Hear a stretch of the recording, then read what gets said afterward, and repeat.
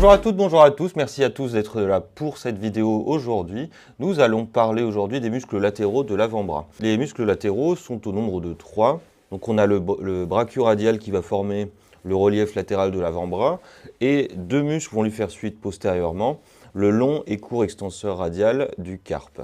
On va rajouter un 4e muscle qui a une action de stabilisation latérale du coude mais qui n'est pas exactement dans la même loge musculaire. Je vais quand même en parler dans cette vidéo, c'est le muscle supinateur qui a des rapports quand même importants, intimes avec la partie latérale du complexe articulaire du coude et qui va notamment laisser passer la division du nerf radial à proximité de ces deux chefs. On va détailler les muscles les uns après les autres dans un premier temps. On va les situer globalement. Donc, le brachioradial, long et court extenseur radial du carpe et le supinateur ont la particularité commune de s'attacher sur l'épiphyse distale de l'humérus, partie latérale. Donc, seul le supinateur reste au coude. En revanche, vous allez avoir tous les autres muscles qui vont terminer à proximité du poignet. Le brachioradial va terminer donc au niveau de l'épiphyse distale du radius. Il ne va pas avoir une action sur le poignet ou bien sur la radio-ulnaire distale seulement. Et les deux autres muscles vont, eux, avoir une action sur le poignet. Donc, dans un second temps, on va les situer avec une coupe afin de mieux visualiser notamment le rapport au niveau du coude. Donc ici, on sera en antérieur. Ici, on sera en médial. La coupe est vraiment en regard, donc des diaphyses, des parties moyennes des deux os. Donc ici, je fais le radius.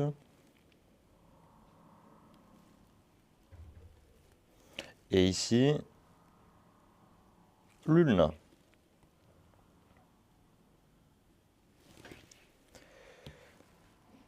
Donc la loge latérale, donc elle va être globalement située ici. Et on va d'abord mettre en évidence le supinateur avec ses deux faisceaux, un faisceau profond et un faisceau superficiel.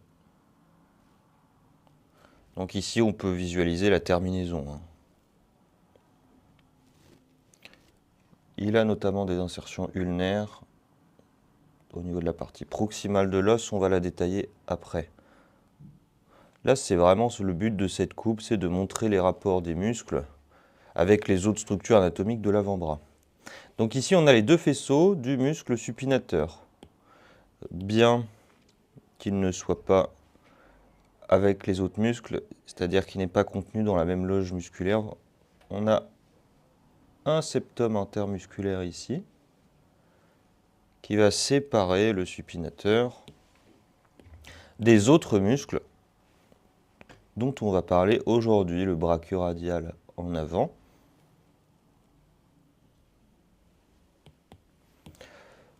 En arrière, le long extenseur radial du carpe. En arrière du brachioradial et en arrière du long extenseur radial du carpe, on va avoir le court extenseur radial du carpe.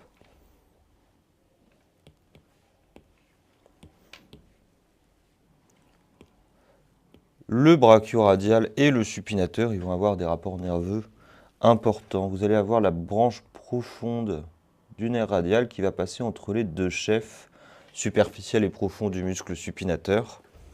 Et vous allez avoir la branche superficielle du nerf radial qui va passer en profondeur du brachioradial. Voilà, ici. Vous allez avoir également l'artère radiale qui sera à proximité du brachial, en profondeur du brachial. Et sur la partie distale des os de l'avant-bras, vous allez avoir la gouttière du pouls qui va se former. On en reparle tout à l'heure. Donc ensuite, ce qui fait suite au brachioradial au niveau médial, antéromédial, vous allez avoir le rond pronateur ici, donc les épicondyliens médiaux. Donc ici, on va mettre les superficiels. Ici, le rond pronateur. En dedans, le fléchisseur radial du carpe qui débute sur l'épicondyle médial. Ensuite ici le long palmaire qui est en dedans du fléchisseur radial du carpe et vous allez avoir le fléchisseur ulnaire du carpe qui lui va former plutôt le relief médial de l'avant-bras.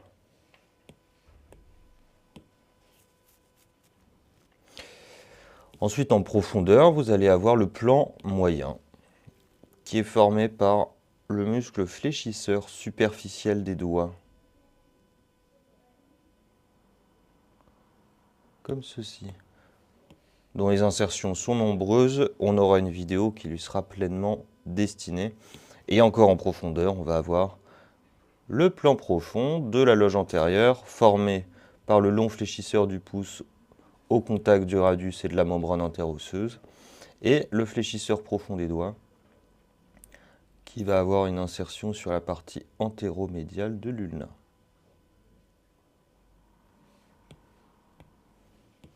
Et en arrière, vous aurez les deux plans de la loge postérieure, qui est divisée en loge postérieure profonde.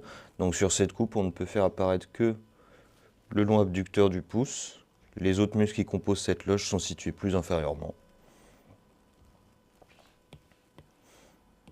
Et encore en arrière, vous allez avoir la loge superficielle, la loge postérieure superficielle, avec l'extenseur ulnaire du carpe ici.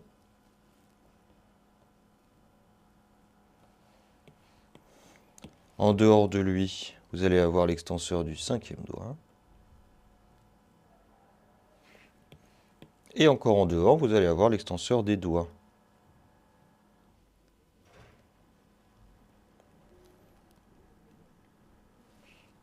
Donc on voit vraiment que les muscles latéraux sont vraiment compris entre les épicondyliens médiaux, donc la loge antérieure plan superficielle, d'une part, en arrière, la loge postérieure superficielle, en profondeur, le supinateur dont on va parler, la loge postérieure profonde, et notamment les plans vasculo-nerveux. On va tout décrire les uns après les autres. Et on va commencer par le muscle supinateur, on va faire une vue latérale.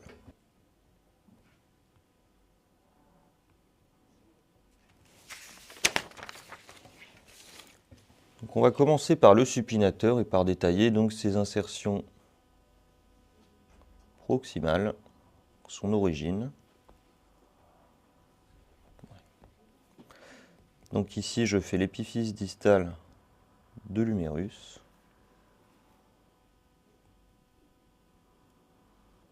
Voilà, avec la palette humérale qui va être déjetée en avant, qui va donner un rayon de courbure de 330 degrés.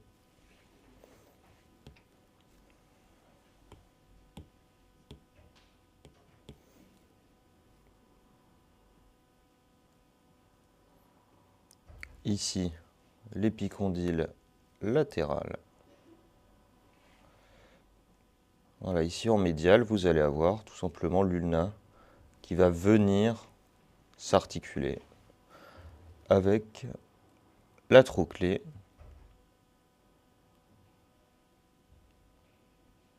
vous allez avoir la crête supinatrice ici qui sera formée par les tractions musculaires des deux chefs du muscle supinateur et une petite crête oblique ici. Voilà, les muscles, les deux chefs musculaires dont on va parler, seront à proximité. Les autres structures à placer donc seront l'incisure radiale ici, où va venir s'articuler la tête radiale, l'insertion du ligament collatéral radial faisceau moyen. Et là déjà, on va pouvoir détailler les insertions. Alors, donc on avait vu sur le schéma d'avant qu'il y avait deux faisceaux. Un faisceau superficiel, donc qui va avoir une petite insertion proche du cartilage articulaire sur le ligament collatéral moyen, qui va renforcer d'ailleurs. Et une autre insertion ici, donc au niveau de la crête supinatrice, juste en arrière, ça va être sa traction musculaire qui va notamment la former. Et vous allez donc avoir ce faisceau superficiel en arrière de l'incisure radiale. Et le faisceau profond va s'attacher en bas de l'incisure radiale au niveau de cette petite surface osseuse qu'on appelle la fosse supinatrice.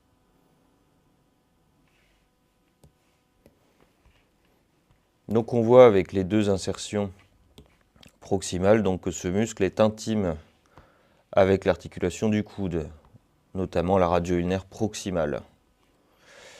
Si je dessine leur terminaison, ça va donner la chose suivante. Donc même orientation, on a toujours un radius en vue latérale.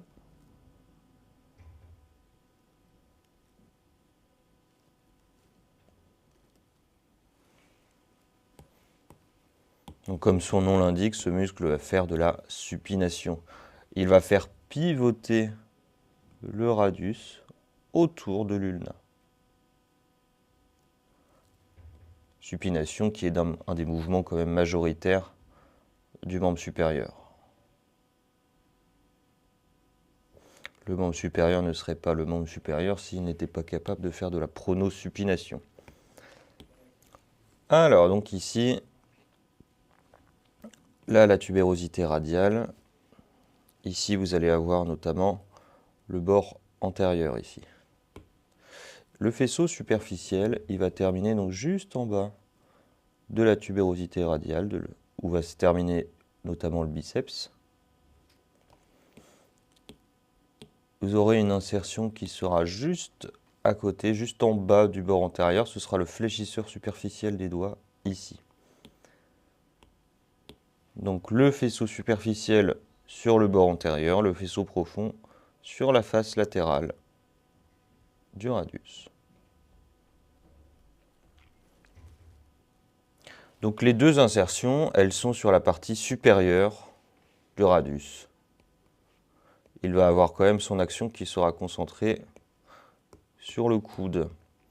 Et c'est la raison notamment pour laquelle, lorsque vous avez des fractures de la diaphyse radiale, étant donné que vous allez avoir les muscles supinateurs avec le biceps et le supinateur qui seront concentrés sur la partie supérieure de la diaphyse, vous aurez les pronateurs, le rond pronateur et le carré pronateur plutôt sur la partie inférieure de la diaphyse.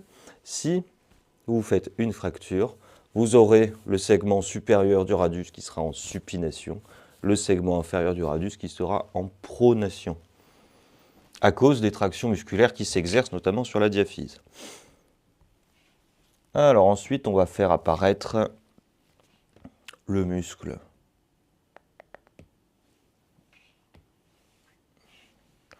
Donc cette fois, on va plutôt faire une vue en 3 dimensions.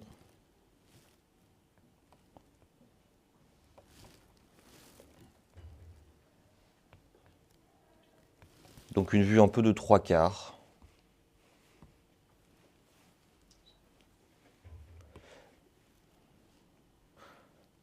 Parce que vous allez avoir notamment ce muscle donc, qui va cravater d'arrière en avant la tête radiale et qui sera très important pour sa stabilisation. Ici la fosse coronoïdienne et la fosse radiale.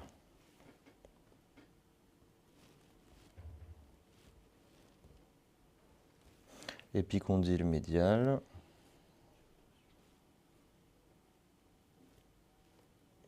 Épicondyle latéral.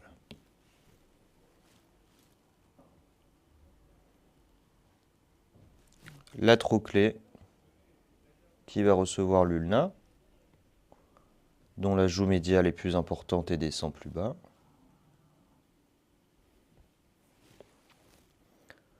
La zone capitulo-trochléaire et le capitulum.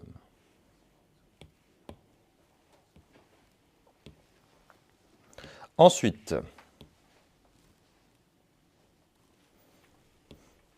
donc on peut faire apparaître rapidement les surfaces articulaires de l'ulna.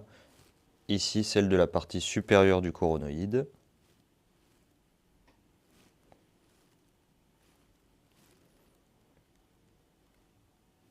parce que vous aurez tout simplement les surfaces articulaires de la face antérieure de l'olécrâne qui seront ici, mais qu'on ne peut pas visualiser car c'est en situation postérieure. On va plutôt se focaliser ici sur l'incisure radiale.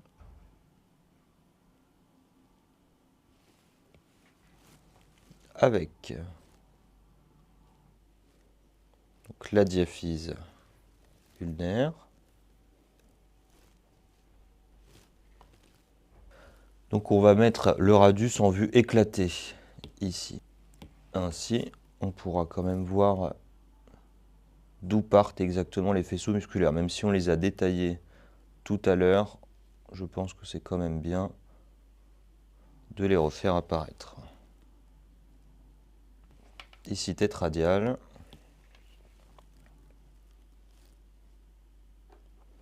Tubérosité radiale. Ici, le bord médial.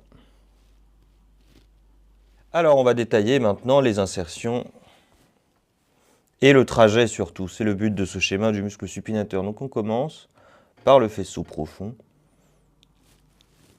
sur la fosse supinatrice. Sa terminaison sera sur la face latérale du radius, donc sous le col.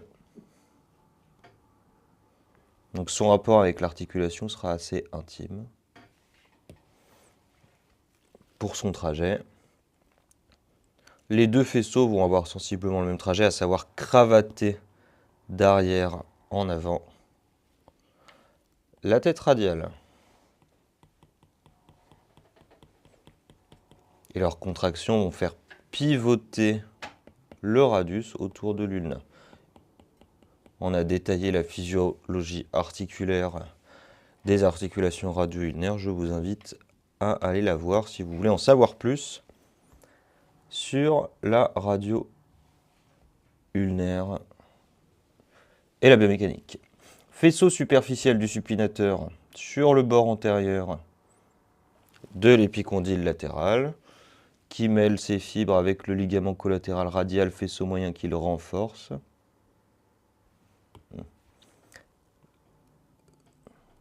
Au niveau de l'ulna, il est en arrière de l'incisure radiale et il va terminer au niveau du bord antérieur du radius. La partie supérieure, parce que la partie inférieure, vous allez avoir le fléchisseur superficiel des doigts. Et le trajet est similaire.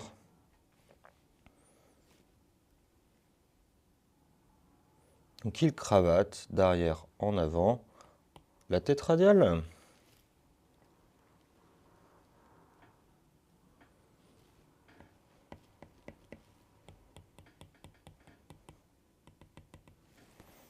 Et on peut bien visualiser que si on rapproche les insertions,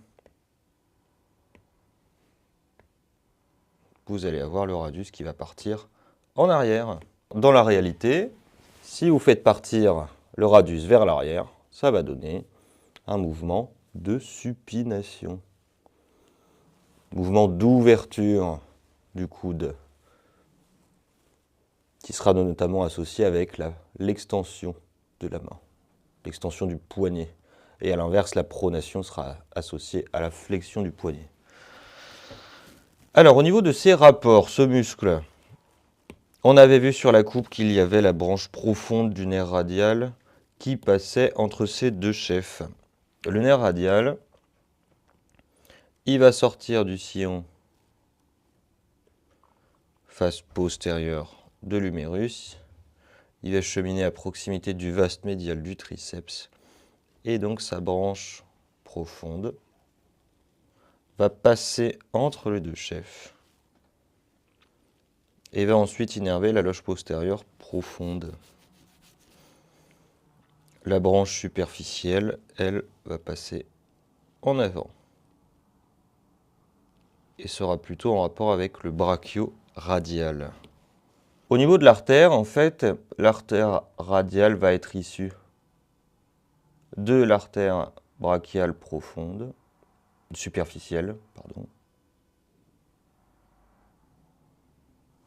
qui va donner des artères notamment récurrentes, donc elles vont, comme leur nom l'indique, revenir au niveau du coude. Ici, vous avez l'artère récurrente radiale qui va donner des petits rameaux. Et vous allez avoir l'artère ulnaire notamment qui va donner des artères récurrentes interosseuses. Et notamment une artère récurrente interosseuse postérieure. Donc qui va passer comme ceci. Qui va passer donc dans la corde oblique, entre radius et ulna. Et qui va donner des rameaux pour ce muscle. Donc si une innervation, tant qu'à faire, le nerf radial passe à côté. Donc c'est lui qui s'occupe de l'innervation du supinateur, racine C6, C7. On n'oublie pas la stabilisation latérale du coude et comme son nom l'indique, il est moteur de la supination du coude. On enchaîne, on a passé beaucoup de temps sur ce muscle. Donc vous n'hésitez pas dans le descriptif de la vidéo à me poser des questions si vous ne comprenez pas. C'est quand même le but de la vidéo, c'est qu'on comprenne bien. Alors maintenant, on va refaire une vue latérale pour redétailler la suite des muscles qui vont, eux, de l'épicondyle latéral aux os de la main, notamment soit les os de la main, soit la partie distale des os de l'avant-bras. On a terminé le supinateur et on attaque maintenant les muscles biarticulaires. Donc l'idée, c'est de faire une vue latérale. On pourra d'une part visualiser l'épicondyle latéral.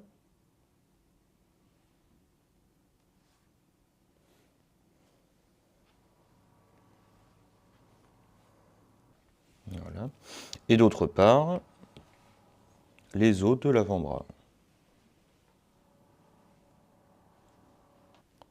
Donc ici l'ulna, dont la diaphyse s'affine distalement, qui sera recouvert par le radius sur la vue latérale. La tête radiale.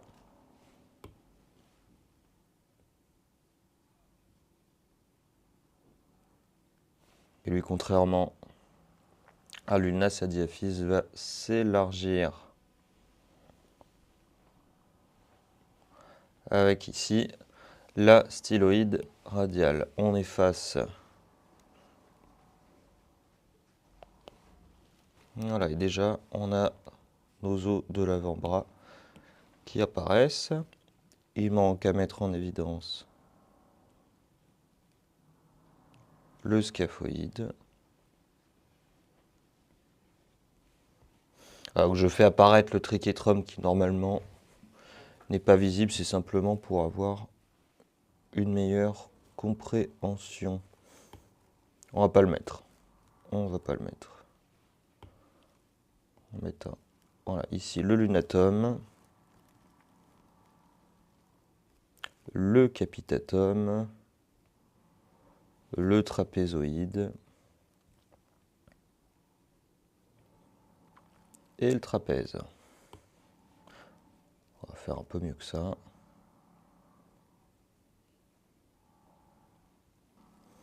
Avec M1 et les phalanges du pouce. Ici, on va faire M2 et M3. Commençons par placer leurs insertions proximales. Le brachioradial, lui, ce n'est pas un épicondylien latéral, il va s'insérer sur le tiers inférieur de la diaphyse humérale. Donc l'insertion sera plus haute, ce qui lui donnera un bras de levier plus important pour le coude. Il va terminer en avant de la styloïde radiale et un petit peu en haut. Juste en dessous de lui, vous allez avoir le muscle long extenseur radial du carpe, qui n'est pas encore épicondylien latéral et qui va terminer sur la base de la face dorsale de M2. Et le court terminera sur la face dorsale de la base de M3. Et lui peut être considéré à juste titre comme un épicondylien latéral, étant donné qu'il s'attache vraiment au niveau du tendon commun.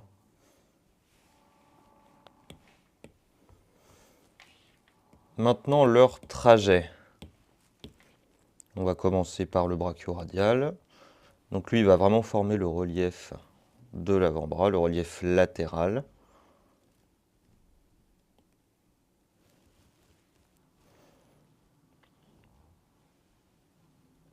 C'est un muscle sous-cutané et palpable. Il suffit de réaliser une flexion de l'avant-bras en position neutre de pronosupination et vous aurez son corps musculaire qui va saillir.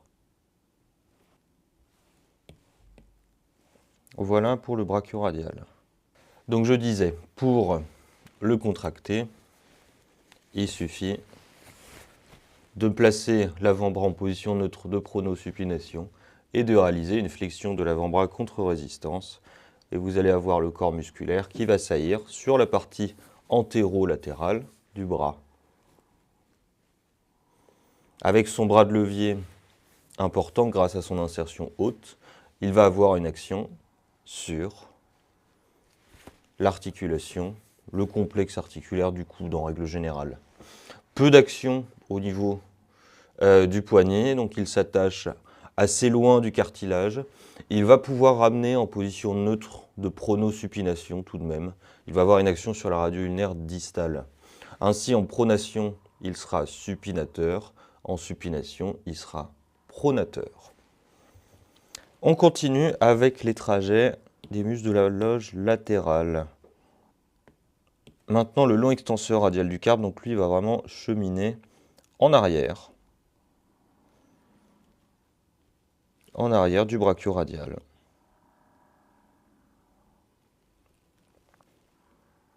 Voilà, petite corde musculaire. Ce n'est pas un muscle très épais et comme tous les muscles au service de la main, c'est plutôt un muscle de finesse. Donc pendant tout son trajet, il sera plutôt en situation antérieure, en situation relativement antérieure et en regard de la styloïde radiale.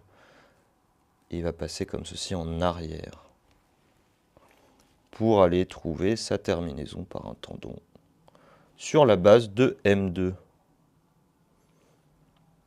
Long extenseur radial du carpe, ce muscle est moteur de l'extension et de l'inclinaison radiale. Donc sa contraction va induire une extension et une abduction.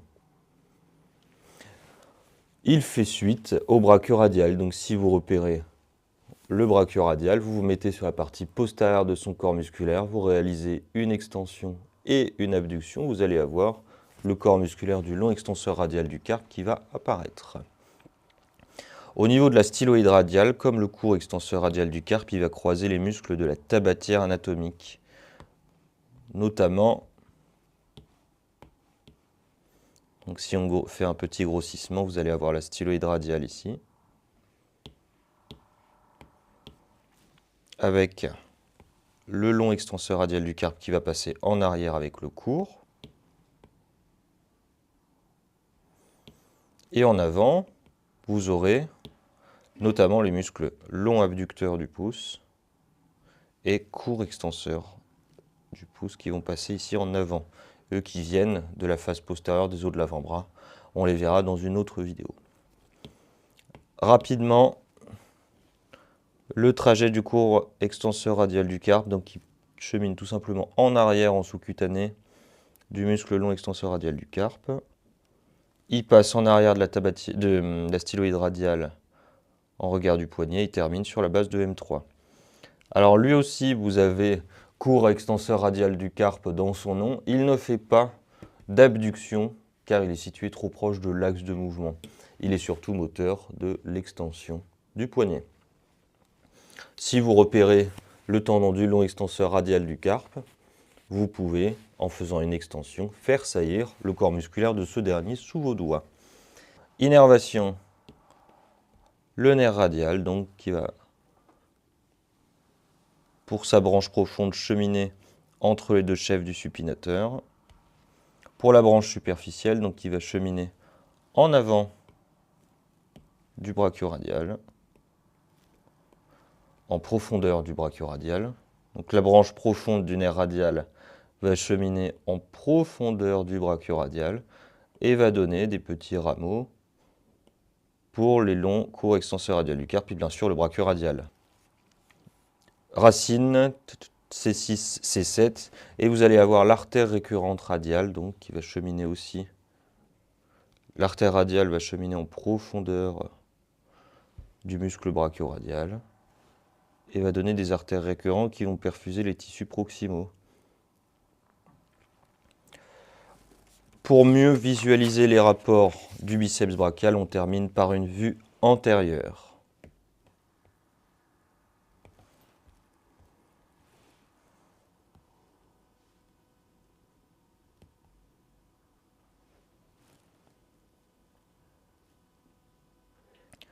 Alors ici l'ulna, ici le radius. Donc cette vue-là, elle a notamment pour intérêt de faire apparaître le biceps brachial, donc qui part de l'épaule, qui termine une insertion osseuse sur la face postérieure de la tubérosité radiale et une insertion sur le fascie antébrachial.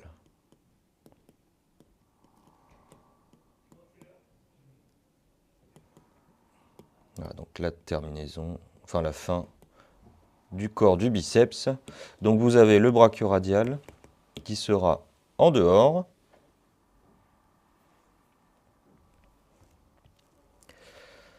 qui termine en avant de la styloïde, et donc il va former le relief latéral de l'avant-bras.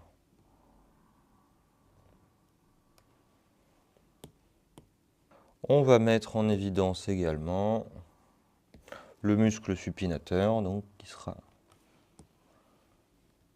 qui va cravater d'arrière en avant la tête radiale. Donc je ne détaille pas les deux chefs. Et donc, entre le biceps brachial et le muscle brachioradial, vous allez avoir notamment un espace qui va se créer.